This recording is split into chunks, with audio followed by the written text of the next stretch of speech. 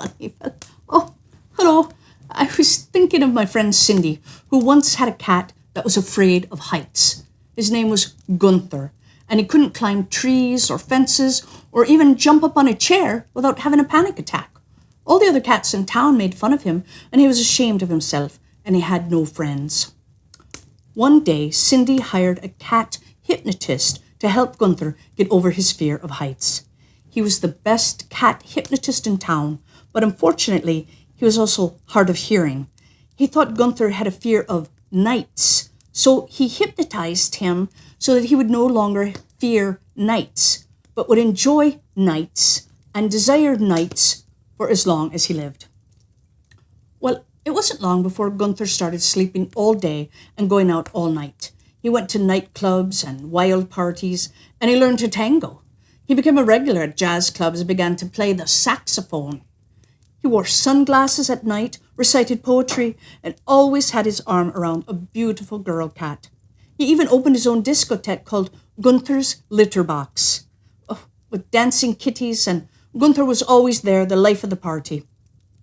Of course, he was still afraid of heights, but no one ever made fun of him anymore because, thanks to the hypnotist's bad hearing, Gunther had become the coolest cat in town. Well, this is another story about a very cool cat, and a very smart one, and it's called Puss in Boots by Charles Perrault. There was a miller whose only inheritance to his 3 sons was his mill, his donkey, and his cat. The division was soon made. They hired neither a clerk nor an attorney, for that would have cost too much money. The eldest took the mill, the second the donkey, and the youngest nothing but the cat. The poor young fellow was quite upset for having received so little.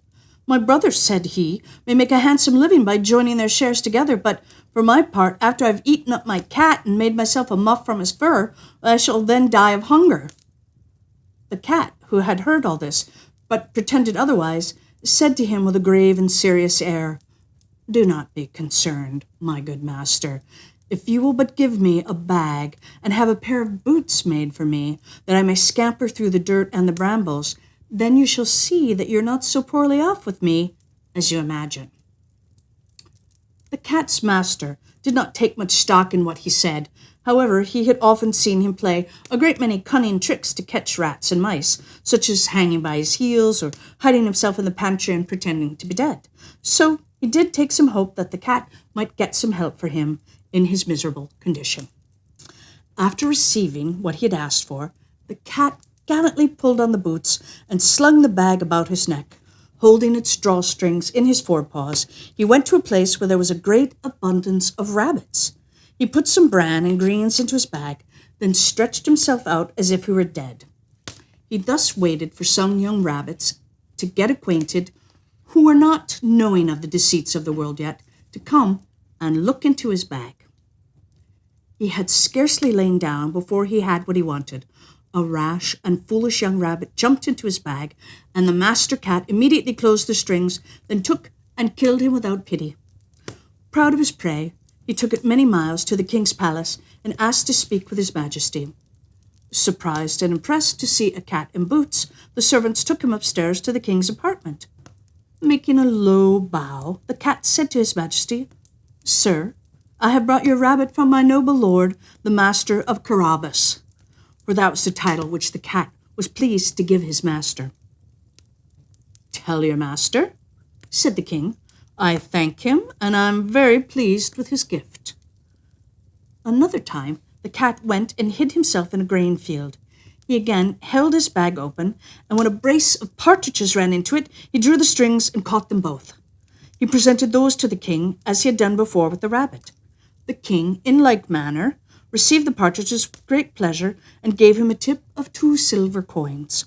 And so the cat continued, from time to time for several months, to take game to his majesty that he said was from his master. One day, when he knew for certain that the king would be taking a drive along the riverside with his daughter, the most beautiful princess in the world, he said to his master, "If you will follow my advice, your fortune is made. All you must do is to go and bathe yourself in the river at the place I show you. Then you leave the rest to me." The Marquis of Carabas did what the cat advised him to, without knowing why. While he was bathing, the king passed by, and the cat began to cry out, "Help! Help! My lord Marquis of Carabas is going to be drowned!" At this noise, the king put his head out of the coach window, and finding it was the cat in the boots who had so often brought him such good game, he commanded his guards to run immediately to the assistance of his lordship, the Marquis of Carabas. When they were drawing the poor Marquis out of the river, the cat came up to the coach and told the king that while his master was bathing, some rogues had come by and stolen his clothes, even though he had cried out, "Thieves! Thieves!" several times as loud as he could. In truth, the cunning cat had hidden the clothes under a large stone. The king immediately commanded the officers of his wardrobe to run and fetch one of his best suits for the Lord Marquis of Carabas. The king received him very courteously, and because the king's fine clothes gave him a striking appearance, for he was very handsome and well proportioned, the king's daughter took a secret inclination to him. The Marquis of Carabas had only to cast 2 or 3 respectful and somewhat tender glances at her, and she fell head over heels in love with him. The king asked him to enter the coach and join them on their drive. The cat, quite overjoyed to see his project was succeeding, ran on ahead. Meeting some countrymen who were mowing a meadow, he said to them, "My good fellows, if you do not tell His Majesty that the meadow you are mowing belongs to my Lord Marquis of Carabas, you shall be chopped up like mincemeat." And with that, he extended his claws and swiped them like a sword through the air. The king did not fail to ask the mowers whose meadow it was that they were mowing. "It belongs to my Lord Marquis of Carabas," they answered together, for the cat's threat had frightened them. "You see, sir," said the Marquis, growing wise to the cat's deception, "this is a meadow which never fails to yield a plentiful harvest every year." The master cat, still running on ahead, met with some reapers and said to them, "My good fellows, if you do not tell the king that all this grain belongs to the Marquis of Carabas, you shall be chopped up like mincemeat." And then he swiped his claws at them as he had at the others. The king, who passed by a moment later, asked them whose grain it was that they were reaping. "It belongs to my Lord Marquis of Carabas," replied the reapers, which pleased both the king and the Marquis. The king congratulated him for his fine harvest, and the master cat continued to run ahead and said the same words to all he met. The king was astonished at the vast estates of the Lord Marquis of Carabas. The master cat came at last to a stately castle, the lord of which was an ogre, the richest that had ever been known. All the other lands which the king had just passed to belonged to this castle. The cat, who had taken care to learn who this ogre was and what he could do, asked to speak with him, saying he could not pass so near his castle without having the honor of paying his respects to him. The ogre received him as civilly as an ogre could do, and invited him to sit down. "I have heard," said the cat, "that you are able to change yourself into any kind of creature that you have a mind to. You can, for example, transform yourself into a lion, an elephant, or the like." "This is true," answered the ogre very briskly, "and to convince you, I shall now become a lion." The cat was so terrified of the sight of a great lion so near him that he leaped onto the roof, which caused him even more difficulty because the boots were of no use at all to him walking on the slippery tiles. However, the ogre resumed his natural form, and the cat came down, saying that he had been very frightened indeed. "I have further been told," said the cat, "that you can also transform yourself into the smallest animals, for example, a rat or a mouse. But I scarcely believe that.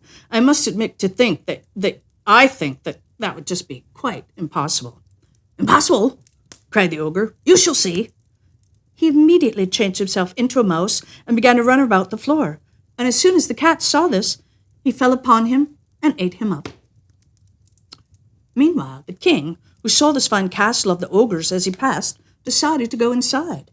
The cat, who heard the noise of His Majesty's coach running over the drawbridge, ran out and said to the king, "Your Majesty, welcome to the castle of my Lord Marquis of Carabas." "What? My Lord Marquis?" cried the king. "And does this castle also belong to you? Well, there can be nothing finer than this court, and all the stately buildings which surround it. Let us go inside, if you don't mind." The Marquis gave his hand to the princess and followed the king, who went first, which was fortunate because the Marquis had never before stepped foot in the castle and knew not its design. They passed into a spacious hall where they found a magnificent feast, which the ogre had prepared for his friends, who were coming to visit him that very day, but dared not to enter because, seeing the king was there. His Majesty was perfectly charmed with the good qualities of the Lord Marquis of Carabas, as was his daughter, who had fallen passionately in love with him. Seeing the vast estate and all the Marquis possessed, the king said to him, after having drunk 5 or 6 glasses of wine, "It will be your own fault, my Lord Marquis, if you do not become my son-in-law." The Marquis, making several low bows, accepted the honor which his Majesty conferred upon him, and forthwith, the very same day, married the princess. The cat in the boots became a great lord and never again ran after mice, except for his own entertainment. The end.